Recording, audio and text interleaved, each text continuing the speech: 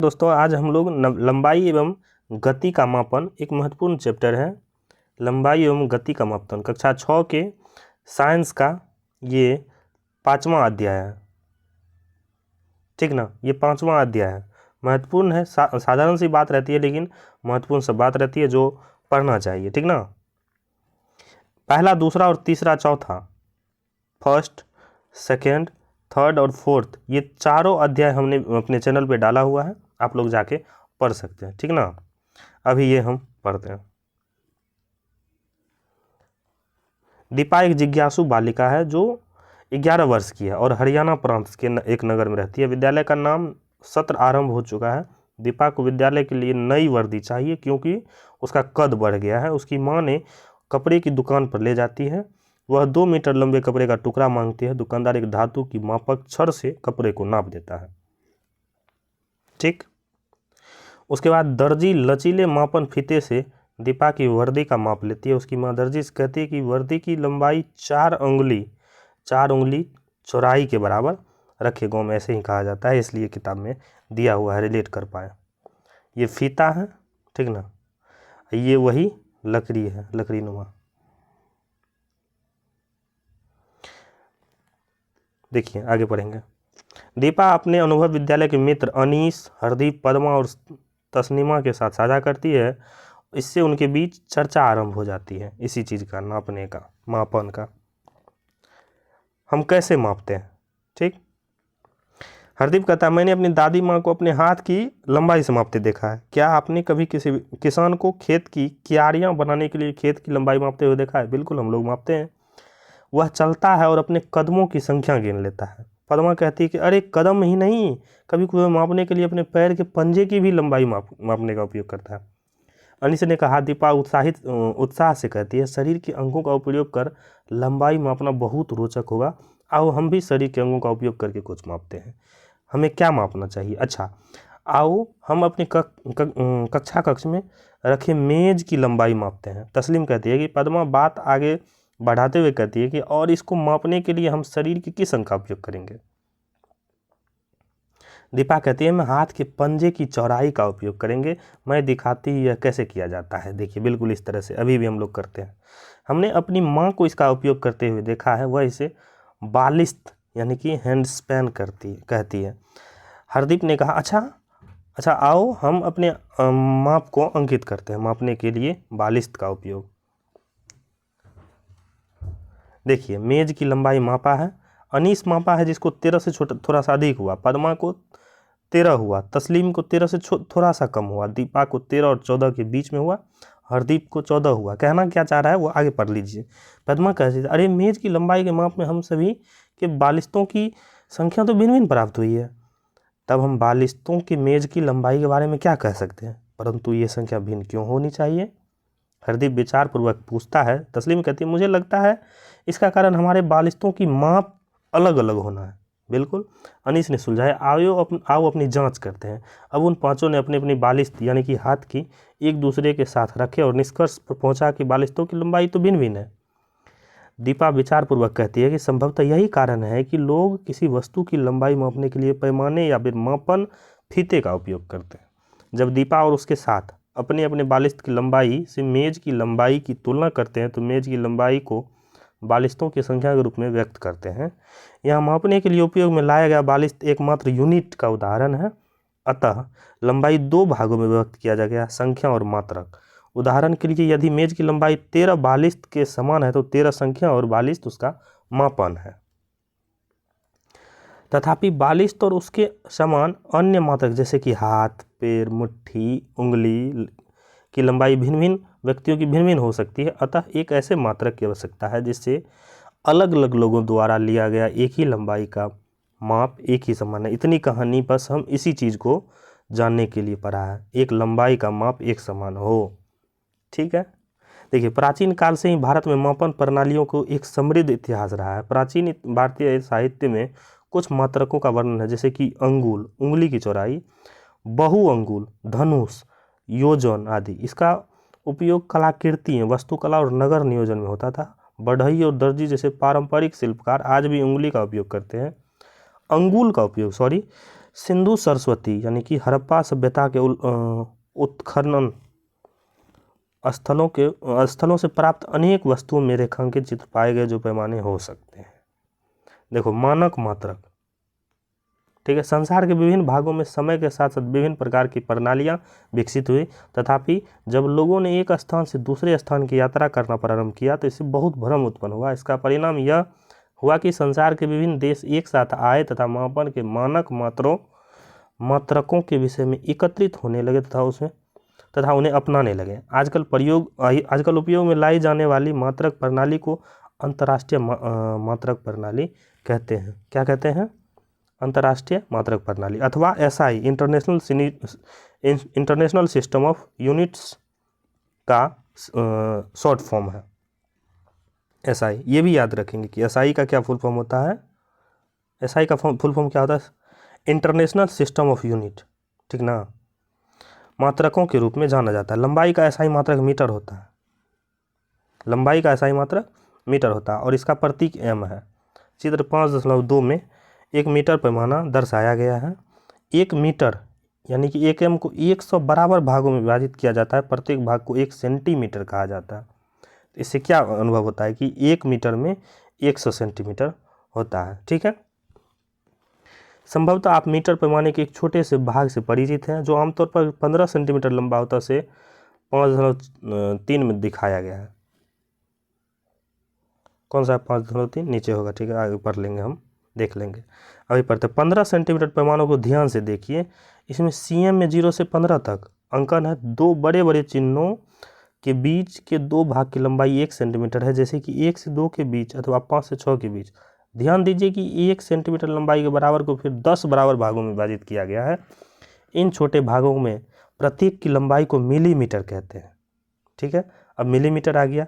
Millimetre को mm से दर्शाते हैं। लंबाई का यह सबसे छोटा मान है जिसे आप इस पैमाने का उपयोग कर माप सकते हैं। 1 mm 1 सेंटीमीटर के 10वें भाग यानी कि 1 mm बराबर 0.1 सेंटीमीटर होता है।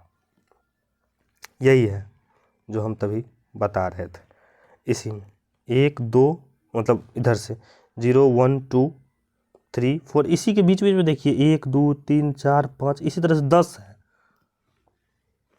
बड़ी लंबाई मापने के लिए हम बड़े मात्रक किलोमीटर का उपयोग करते हैं, ठीक है।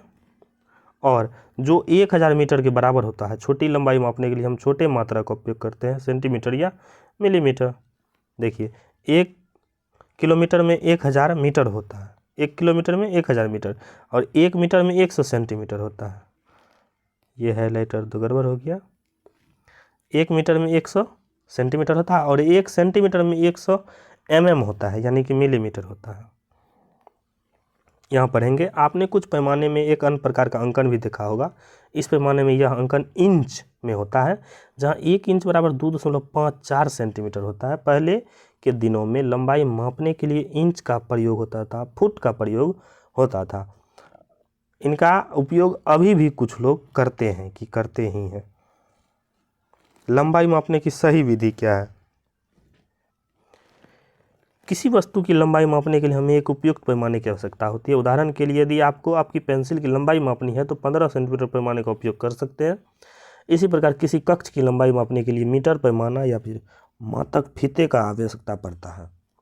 किसी वृक्ष के तने की मोटाई अथवा छाती के आकार के माप के लिए आप सीधे तौर पर मीटर पैमाने का उपयोग नहीं कर सकते हैं। ऐसे मापों को दर्जी के फीते या फिर लचीला मापन फीता उपयोग करते हैं, जो ऊपर हम लोग देख चुके थे शुरू में। लंबाई का मापन करते समय हमें कुछ सावधानियां बरतने की ज़रूरत है। देखिए पैमाने को रखने की क्या विधि है। इसको रखने की विधि, पैमाने को बहुत के संपर्क में इसकी लंबाई के अनुदिश साथ रखिए, जैसा कि चित्र 5.4 में दर्शाया गया है। बिल्कुल यहाँ पे एक बार फिर से इसके हटा के फिर से देखिए, ये जो यहाँ है 0 बिल्कुल इसके समीप रखना है और इसके सीधे में रखना है और जहाँ आएगा वही इसकी लंबाई हो जाता है। जिस तरह से इसमें देखिए यहाँ 0 से तो स्टार्ट किया लेकिन इसका जो दिशा है ये से टेढ़ा करके है, तो यह सही नहीं होगा, हमेशा गलत होगा। ये बिल्कुल सही होगा, ठीक है। पैमानों को बढ़ते समय आँख की स्थिति क्या है, पढ़ते समय आँख की स्थिति क्या है। देखिए उदाहरण के लिए यदि आप एक पेंसिल को पैमाने के साथ संरेखित कर उसका माप लेने का प्रयास करते हैं तो अपनी आंखों की स्थिति पेंसिल की नोक के ठीक ऊपर यानी कि 90 डिग्री पे यहाँ है, तो हम यहाँ सीधे 90 डिग्री पे परपेंडिकुलर रखेंगे, तभी हमें बिल्कुल सटीक पैमाना पता चलेगा। यदि पैमाने के सिरे टूटे हों तो लंबाई का मापन कैसे करें? यदि पैमाने के सिरे टूटे हैं या शून्यांक स्पष्ट नहीं है तो इसका उपयोग मापन के लिए किया जा सकता है। ऐसे पैमाने के लिए किसी पूर्णांक जैसे 1 सेंटीमीटर का उपयोग कर सकते हैं। इसके उपरांत आपको दूसरे सिरे के पाठ्यांक से इस पूर्णांक के पाठ्यांक को घटाना चाहिए। उदाहरण के लिए 5.6 में एक सिरे का पाठ्यांक 1 है, दूसरे सिरे का पाठ्यांक 10.4 है, अतः वस्तु की लंबाई 10.4 सेंटीमीटर में घटा के एक 9.4 सेंटीमीटर हो जाएगा। देखिए आगे उदाहरण से समझते हैं इस बात को। जैसे कि ये पेंसिल टूट गया है, ये मात्रक टूट गया है यहाँ, तो हम इस 1 सेंटीमीटर से लेंगे और आगे अगर यहाँ 10 है, यहाँ पे 15 है, तो 15 में से 1 घटा देंगे। 15 में से 1 घटा देंगे तो हम समझ जाएंगे कि ये 14 सेंटीमीटर का मापन है। ठीक ना? इसी तरह से यही टूटे हुए पैमानों को रखने का सही तरीका बताया गया है। ठीक, देखिए दृष्टिबाधित विद्यार्थी लंबाई का मापन कैसे करते हैं? वे उभरे हुए अंकन बिंदु वाले पैमाने का उपयोग करते हैं जिन्हें स्पर्श से महसूस किया जा सकता है। ठीक ना? देख रहे हैं यहाँ पे उभरा हुआ है, यहाँ पे उभरा हुआ, इसी को वह स्पर्श करके छू के अंदाज़ा लगा सकता है कि यह यहाँ 1 हो जाएगा, यहाँ 2 हो जाएगा, यहाँ 3 हो जाएगा, यहाँ 4 हो जाएगा। ठीक, उसी तरह से यहाँ 15 हो जाएगा, गिनती करके वह पता कर सकता है। आइए मापन करते हैं।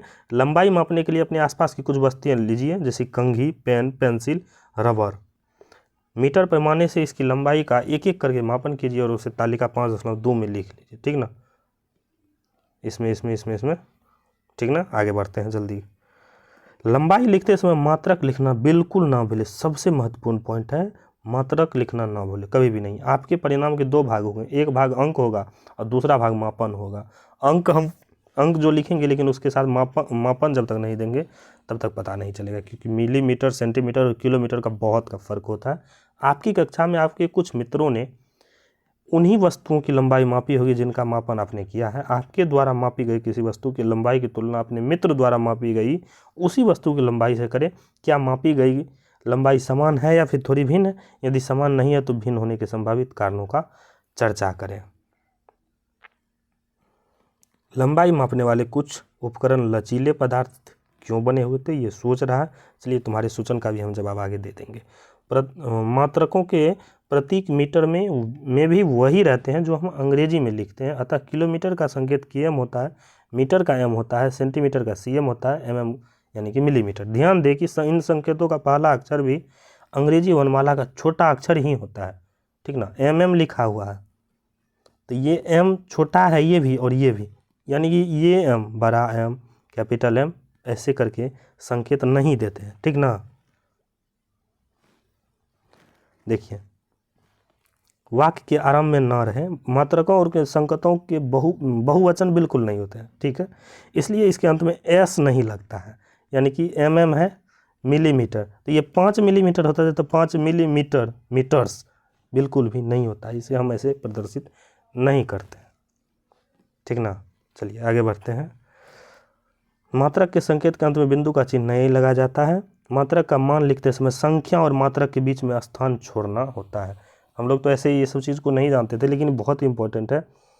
इसके बीच में 5 और mm के बीच में एक स्पेस जरूर देंगे। ठीक है, किसी वक्र रेखा की लंबाई मापना। टेढ़ी मेढ़ी जो रेखा है, जैसे ऐसे ऐसे ऐसे, इसकी लंबाई कैसे मापेंगे? अनीस और उनके माता पिता ने घर में उत्सव के अवसर पर सजावट इसी तरह से विद्युत बल्बों की लड़ी लगाई, जैसा कि चित्र 5.7 में दर्शाया गया है। उन्होंने लड़ी की आवश्यकता लंबाई का मापन कैसे किया होगा? ठीक है, सॉरी। वक्र रेखा की स्थिति में लचीले मापन फीते या धागे का प्रयोग करके किया जा सकता है, जैसे कि चित्र 5.8 में प्रदर्शित किया गया है। ठीक ना? इसके बाद धागे को सीधा किया जा सकता है और मीटर पैमाने का उपयोग कर इसकी लंबाई मापा जा सकता है। साधारण सी बात है, आप लोग समझ गए होंगे। ठीक है, जैसे कि ये है तो ऐसे यहाँ यहाँ यहाँ, तो इसको यहाँ हटा के फिर से इसे सीधे कर लेंगे, सीधे में कर लेंगे और यहाँ से स्केल रख के इसकी दूरी का हम पता लगा लेंगे कि कितना सेंटीमीटर है या कितना मीटर है, ठीक ना।